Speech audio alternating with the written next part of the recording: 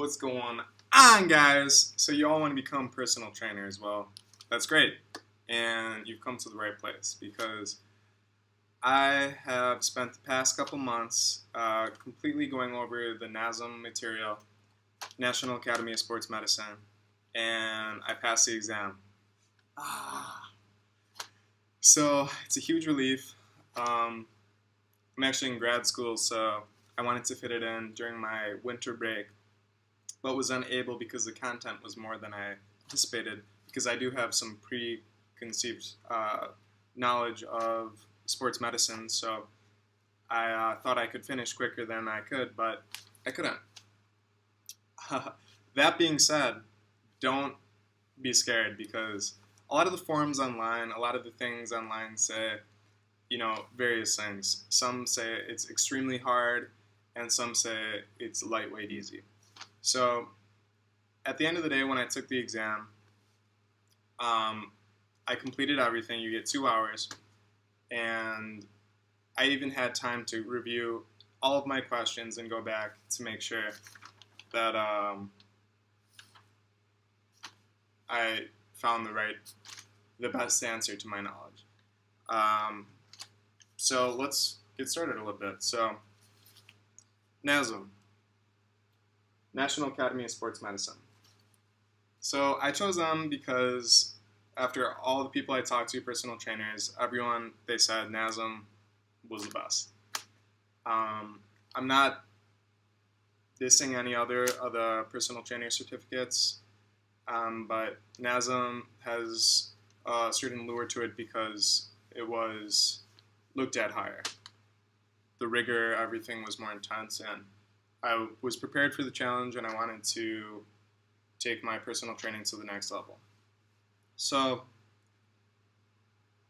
on the exam, it focuses a lot on the overhead squat assessment. So I made a little chart here, super crappy, but I color-coded it, and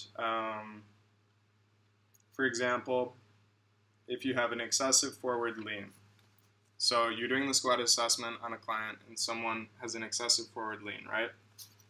So you can kind of do it yourself and visualize it. I drew a picture because that helps me think of it during the exam question. But so you're going to have overactive and underactive muscles. So the overactive muscles, think about it. You're leaning forward. What do you kind of feel that's tight? So your calf, your gastrocnemius, all those supporting muscles. And then underactive, what's not being used efficiently. So then you have your gluteus maximus and a couple other supporting muscles. But so all that information is going to be given to you in your book. Go over the book. I didn't buy. You had certain options, right, with NASM, to buy everything or just get the self-study. I did the self-study, so I just went over everything. I read the book completely. I did all the online quizzes, everything, okay? Then at the end, they have this exam review section, and I really heavily focused on that.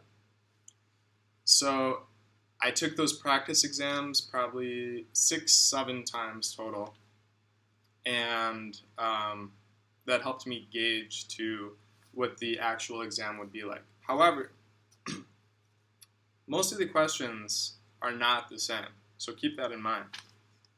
While they are very similar, most of them are worded differently, so don't study it verbatim, but it really helps you get a good sense of what, sorry, my background's Italian, so I use my hands a lot.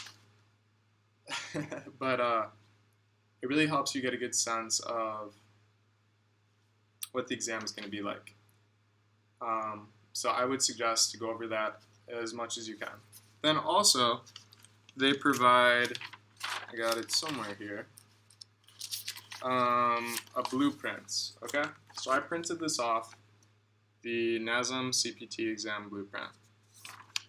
And this goes over all the different domains and each section basically of the book, and it tells you the percentages of everything that you need to know that's kind of going to focus on the exam. So for example, you have, well, I don't need to read them off for you, but see the percentages for all the different sections.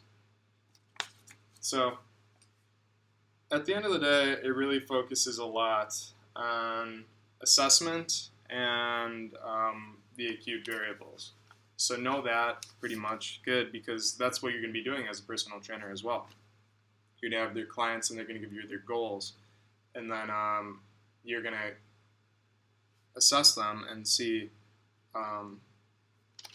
objective measures after you assess them, and create a program, and then keep it changing as you go, so then your body adapts. So